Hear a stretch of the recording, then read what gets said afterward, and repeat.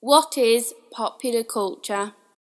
Many theorists have tried to identify what they themselves believe that this term means. It is extremely complex and there are many different aspects. I will, however, be looking closely at 6 key definitions by John Story. He believed that popular culture was also liked by many people, the idea of a mass and commercial culture, with the concepts of an inferior culture, hegemony, postmodernism, as well as the idea that all popular culture is made from the people. I will mostly be using the film Back to the Future in my analysis. It was released in 1985 and was popular enough that they created 2 sequels, both of which were also a large success. The films were directed by Robert Zemeckis and starred Michael J. Fox and Christopher Lloyd. Firstly, I will analyse the 2 concepts of an inferior culture and a mass and commercial culture.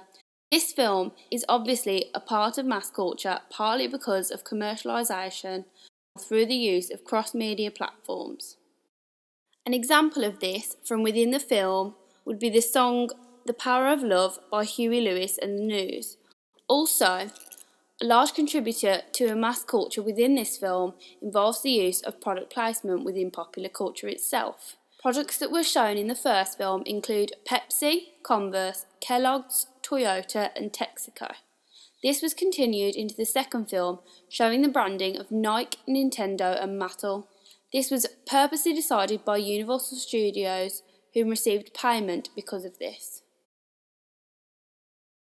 Actors Michael J. Fox and Christopher Lloyd, as well as the director Robert Zemeckis and his mentor, the producer Steven Spielberg, also advertise the film because of their record. However, because of this, is popular culture always inferior? The filmmakers could demonstrate a higher and superior culture, as well as the use of CGI and special effects. This may suggest that popular culture texts are not always inferior. Now, we move on to the concept of hegemony, as well as the idea that popular culture is from the people and not above. Hegemony involves a higher dominant class in society oppressing the lower classes. It's demonstrated within representational aspects within the film. The majority of the characters with influence are white, often middle-aged and male. This shows oppression in society. Institutionally, this theory also applies.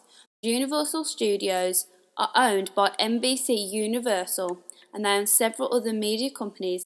Due to the exposure and technological platforms, this could tell us that Story's theory are relevant in terms of hegemony. Hegemony involves distracting people from the real issues in society, which may contradict the concept that popular culture is from the people and not above. This is because the use of CGI and special effects create escapism. Also, the budget of $19 million would suggest that this film could not have been created by ordinary people.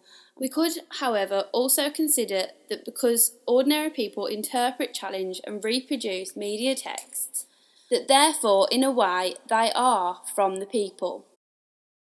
Moving on to postmodernism now. According to Story, 3 key themes involved in postmodernism are the collapse of absolute standards of value, the culture of globalisation, and convergence culture. People's values, ideas and likes are shown through DVD and memorabilia sales, box office results, and so on. This relates to Story's other concept that something is well liked by many people, which could be interpreted as contradictory. Secondly, the culture of globalisation is something which suggests the desire for a mass audience and therefore possibly following popular conventions such as Pop's character theory.